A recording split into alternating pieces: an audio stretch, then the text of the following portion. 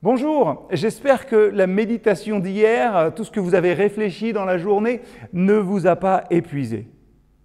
Peut-être que vous vous dites, moi, je suis encore très loin d'être un combattant. J'aimerais vous rassurer ce matin, si c'est ce que vous vous dites. Paul non plus, ne l'a pas toujours été. Regardez et lisez bien le premier texte qui est noté dans votre descriptif de cette capsule. Moi, cependant, je suis un être faible, vendu comme esclave au péché. Je ne comprends pas ce que je fais car je ne fais pas ce que je voudrais faire, mais je fais ce que je déteste. Ce n'est pas vraiment les paroles d'un gagnant, ça. Et pourtant, un peu plus tard, dans une autre lettre, dans celle aux Philippiens, nous lisons « Je sais vivre dans la pauvreté aussi bien que dans l'abondance. J'ai appris à être satisfait partout et en toutes circonstances, que je sois rassasié ou affamé, que je sois dans l'abondance ou dans le besoin. Je peux faire face à tout grâce au Christ qui m'en donne la force. » Quel changement! Et ce changement de l'apôtre Paul dans sa vie, il m'encourage. Il me dit que si c'est possible pour lui, c'est possible pour moi aussi. Oui, parce que vraiment, quelquefois, je me demande si on n'est pas plusieurs là-dedans. Mes pensées, elles peuvent être un peu folles. J'essaie de ne pas me faire de soucis.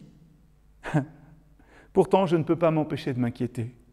J'essaie d'être positif. Et pourtant, il y a tellement de matins où je me lève en déprimant. Je ne fais pas ce que je voudrais faire, mais je fais ce que je déteste. On peut être tellement frustré dans nos vies. Paul l'a été, mais il a appris à vivre autrement. Et donc, s'il lui a appris, nous aussi, nous pouvons apprendre.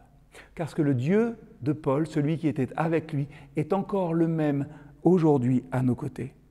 Trop souvent, nous comptons sur nous-mêmes, trop souvent nous tentons de faire les mêmes choses encore, et on espère qu'en faisant toujours les mêmes choses, nous aurons un résultat différent. Or, pour changer, nous avons besoin d'un pouvoir que nous ne possédons pas. Nous devons demander et ainsi recevoir de l'aide pour pouvoir briser la routine de nos luttes, pour apprendre à vivre quelque chose de réellement nouveau. N'abandonnez pas.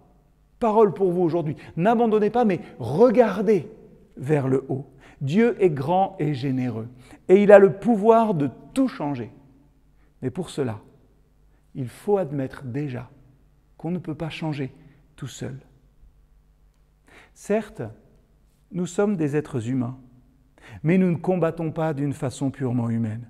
Dans notre combat, les armes que nous utilisons ne sont pas d'origine humaine, mais elles sont puissantes grâce à Dieu.